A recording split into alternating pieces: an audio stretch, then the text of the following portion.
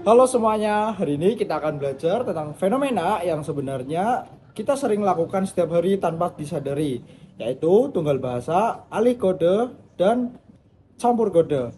Nah, untuk membuatnya lebih mudah dipahami, kita akan langsung melihat beberapa percakapan antar teman yang biasanya terjadi di lingkungan kampus atau sekolah. Sebelumnya, kita kenalan dulu. Nama saya Mustafa Zenjaki dengan NIM akhir 151. Dan ini ada rekan-rekan saya. Saya Sina Maharani dengan NIM akhir 175. Saya Safana Zuhaira dengan NIM akhir 179. Saya Fitri Nurwaidia dengan NIM akhir 170. Ya, yuk kita mulai.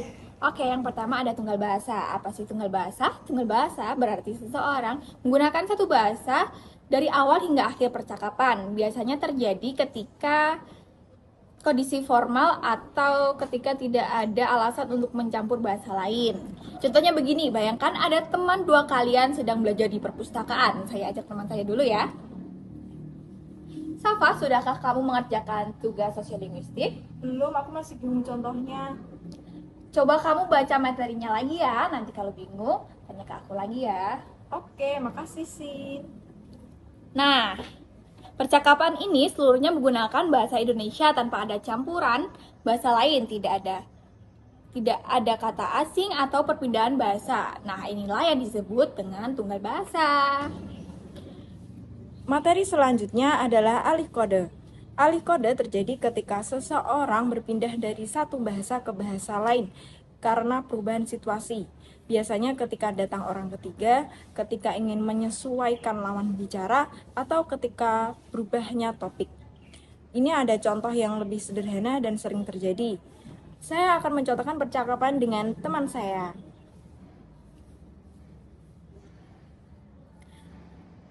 Fit, kamu jadi ikut kerja kelompok kan? Iya jadi kayaknya, tapi aku belum baca materinya. Sebentar ya, Sal. Halo Bude. Nggih, Bude. Niki Fitri nembe teng kampus. Boten menapa-napa, Bude. Maaf ya, Sal. Tadi Bude aku nelpon. Rapatnya jadi jam 4 kan? Iya, jam 4. Sip. Di sini awalnya Fitri berbicara dalam bahasa Indonesia dengan saya. Tetapi karena tantenya sedang menelepon, ia beralih ke bahasa Jawa karena lawan bicaranya menggunakan bahasa tersebut.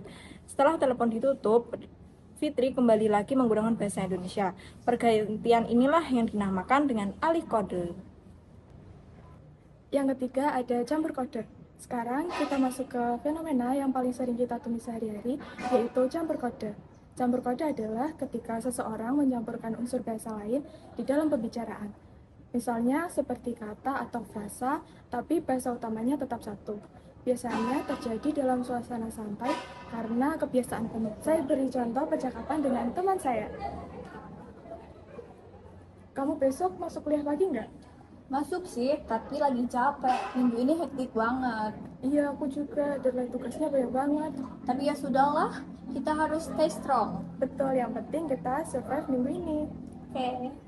Nah, bahasa utama yang mereka gunakan tetap menggunakan bahasa Indonesia, tapi ada sisipan kata seperti stay strong, survive, deadline, dan happy karena situasi tidak menuntut mereka untuk beralih bahasa dan sisipan terjadi secara spontan.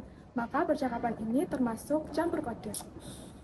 Jadi, dari ketiga percakapan tadi, kita bisa melihat perbedaannya dengan sangat jelas. Tunggal bahasa adalah penggunaan satu bahasa secara konsisten.